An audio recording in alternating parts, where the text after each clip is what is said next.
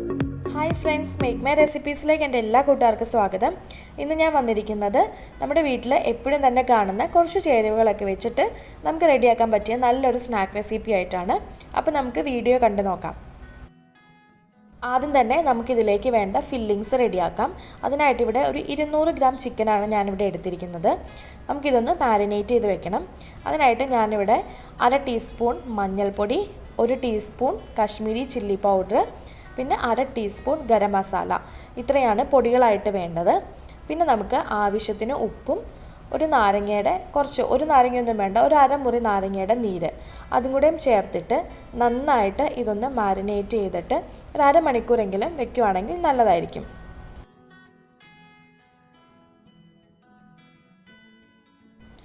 അരമണിക്കൂർ കഴിഞ്ഞ് കഴിയുമ്പോഴത്തേക്കും നമ്മൾ മാരിനേറ്റ് ചെയ്ത് വെച്ച ചിക്കൻ നമുക്കൊന്ന് ഫ്രൈ ചെയ്തെടുക്കണം. അതിനായിട്ട് ഒരു പാനിലേക്ക് ഞാൻ കുറച്ച് ഓയിൽ ഒഴിച്ചിട്ടുണ്ട്. എന്നിട്ട് നമ്മുടെ ചിക്കൻ്റെ പീസസ് മുഴുവനായിട്ട് ചേർത്ത് കൊടുക്കാം. അപ്പോൾ ഒരുമാതിരി നന്നായിട്ട് തന്നെ അത് ഫ്രൈ ആയിട്ട് വരണം. അപ്പോഴാണ് നമ്മുടെ മസാലയ്ക്ക് നല്ലൊരു ടേസ്റ്റ് ഉണ്ടാവുള്ളൂ.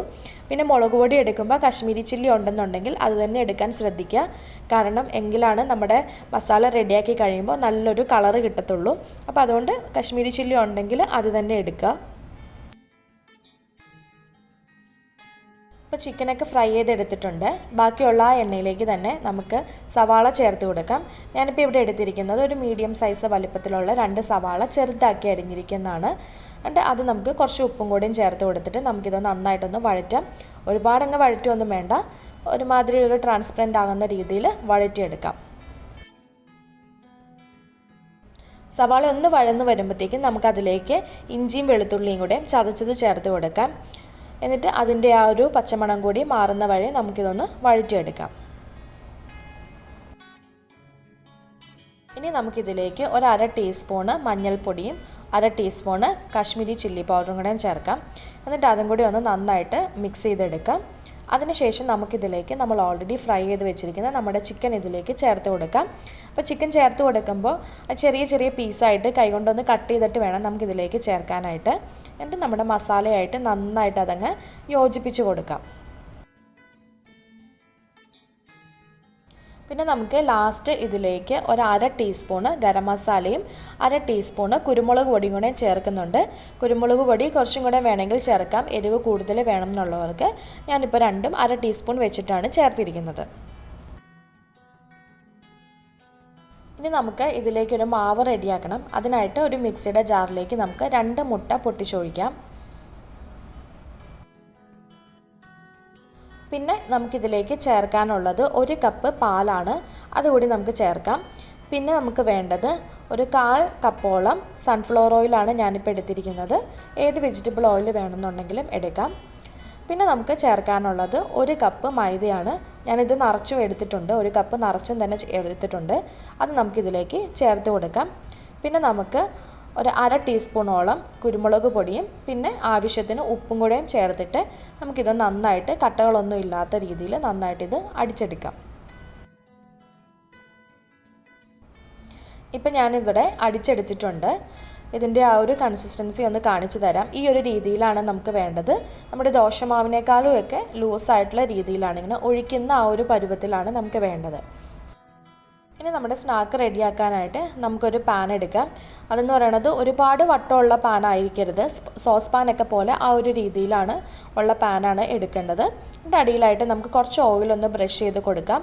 നമ്മുടെ മാവൊന്നും സൈഡിലൊന്നും ഒട്ടിപ്പിടിക്കാതിരിക്കാൻ വേണ്ടിയിട്ടാണ്, നമുക്ക് പെട്ടെന്ന് തന്നെ വിട്ട് കിട്ടാൻ വേണ്ടിയിട്ടാണ് നമ്മൾ ഓയിലൊന്ന് ബ്രഷ് ചെയ്ത് കൊടുക്കുന്നത്. അതിനുശേഷം പാൻ ചൂടായി കഴിയുമ്പോൾ അതിലേക്ക് നമ്മൾ എടുത്തു വെച്ചിരിക്കുന്ന മാവിൽ നിന്ന് പകുതി മാവ് ഇതിലേക്ക് ചേർത്ത് കൊടുക്കാം. പകുതി മാവ് ചേർത്ത് കൊടുത്തതിന് ശേഷം നമുക്ക് മൂടി വെച്ച് ഒരു 10 മിനിറ്റ് അതൊന്ന് കുക്ക് ചെയ്തെടുക്കാം. ഇപ്പോൾ ഇതാ 10 മിനിറ്റ് കഴിഞ്ഞിട്ടുണ്ട്. ഈ ഒരു പരുവത്തിലാണ് എനിക്ക് കിട്ടിയിരിക്കുന്നത്. എന്നിട്ട് നമുക്ക് ഇതിലേക്ക് മസാല നമുക്ക് ചേർത്ത് കൊടുക്കാം. നമ്മൾ റെഡിയാക്കി വെച്ച നമ്മുടെ മസാല മുഴുവനായിട്ട് നമുക്കിതിലേക്ക് ചേർത്ത് കൊടുക്കാം. അപ്പോൾ 10 മിനിറ്റ് ഒന്ന് ജസ്റ്റ് കുക്കായതിന് ശേഷം മാത്രമേ ചേർത്ത് കൊടുക്കാവുള്ളൂ, അല്ലെന്നുണ്ടെങ്കിൽ അത് അടിയിലേക്ക് പോകാനുള്ള ചാൻസ് ഉണ്ട്. അപ്പോൾ അത് ഒന്ന് കുക്കായിട്ട് മാത്രം ചേർത്ത് കൊടുക്കുക.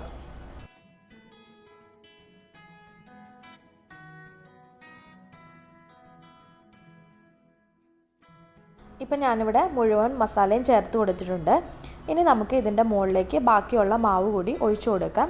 നമ്മൾ മസാല ചേർത്ത് കൊടുക്കുന്ന ടൈമിൽ അതിൻ്റെ സൈഡിലേക്കൊന്നും ആകാത്ത രീതിയിൽ വേണം നമ്മൾ മസാല ഇടാനായിട്ട്.